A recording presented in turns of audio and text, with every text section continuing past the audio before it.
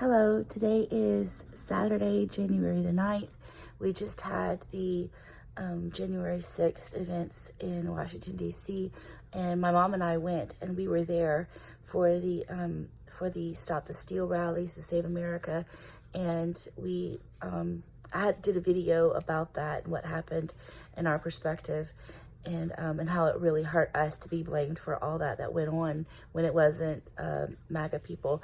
But the purpose of my video is to share something that I really feel the Lord showed me actually on the flight home, and I really didn't know how to say this. So I'm going to share a backstory, and then I have to tell this old story so I can tell the new story.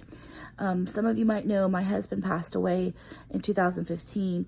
He had cystic fibrosis, and in October of 2015, he came down with pneumonia, and he was 39, and for all the years we were married, he would get sick and he'd get hospitalized and he would just bounce back. And he would always, push real hard, and, he'd spend maybe a week or two in the hospital and he'd be better. And in 2007, he'd had a double lung transplant. And so he really hadn't gotten sick much since then. He was hospitalized a few times, and he had a few little minor surgeries. But, he'd always just bounce back. So for the whole month of October and into November, I really struggled because I was like, Lord, you're not healing him. You're not healing him. Why aren't you healing him? And I would get where I was like, Todd, you gotta get up, you gotta stand up, you gotta get better, you gotta, push yourself to walk and to, get moving. And he was just losing weight, and he was getting worse. And the night before he died, it was the night before Thanksgiving, and the fog that I had been living in for 6 weeks, the fog of anger and confusion, and why isn't God healing you? It lifted. And the Lord just revealed to me that Todd was going to die. And I kind of even felt in my heart that Todd was going to die the next day on Thanksgiving. And I texted out to my family.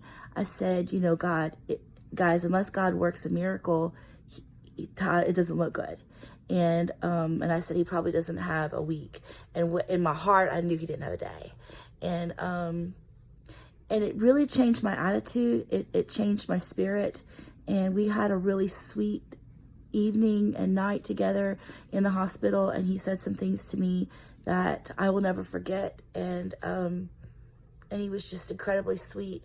But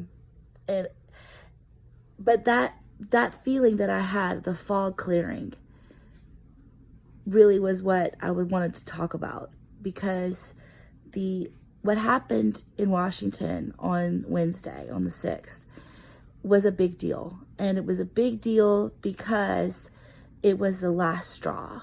And the Lord showed me on the way home that America is Methuselah. And let me explain what I mean by that.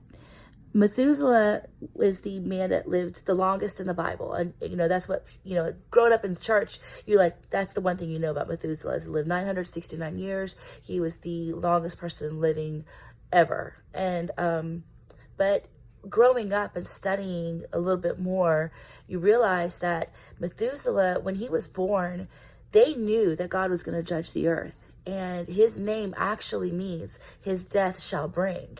And they knew that when Methuselah died, God was going to judge the earth. And they knew that it was going to be some sort of judgment, either water or flood, because that's the two ways that God was going to judge the whole earth, not just, pockets, but the whole earth was going to be judged by water once and fire once. And so they didn't know if it was going to be water or flood, but they knew that God was going to judge the earth when Methuselah died. That was the prophecy. And that's why they named him what they named him. And to me, for the past, few years, that he's lived 969 years shows the grace of God, because God held off judging the earth for 969 years. He had already decided he was going to judge the earth for the wickedness and for the vileness and for everything that was going on with the DNA manipulation and the Nephilim coming in and changing things and the apostasy. It was horrible the way they were living, and we're there again now. But my point was that God held off judgment for 969 years.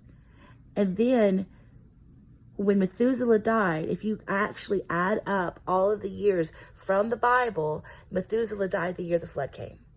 Now, that's all just from the Word of God. But according to Jewish tradition, Methuselah died, and then 7 days later, the flood came. Now, that's Jewish tradition. It's not in the Bible. However, we know for a fact that Methuselah died and the flood came.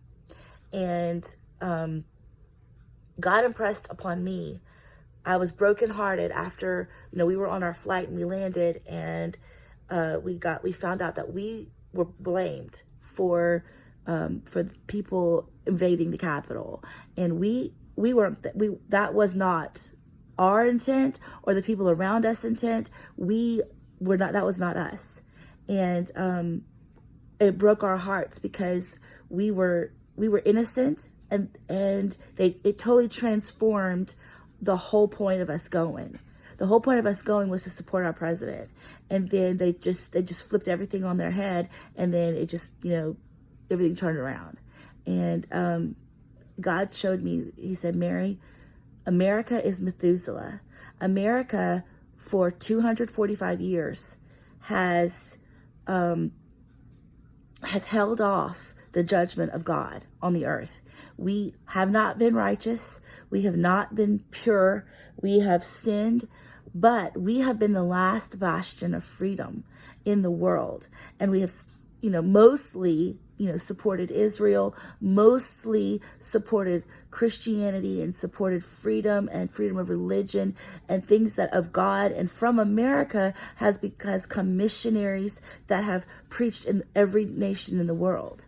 And so America, God established to be that lighthouse in the world.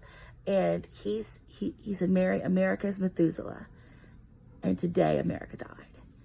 And that broke my heart, because now we know God is not going to withhold his judgment anymore. He's going to judge the earth, and it's going to be like the flood, and it's going to be bad. And I just wanted to share that word with you, because I really feel like the Lord showed that to me. And it was that same exact feeling that I had when Todd died.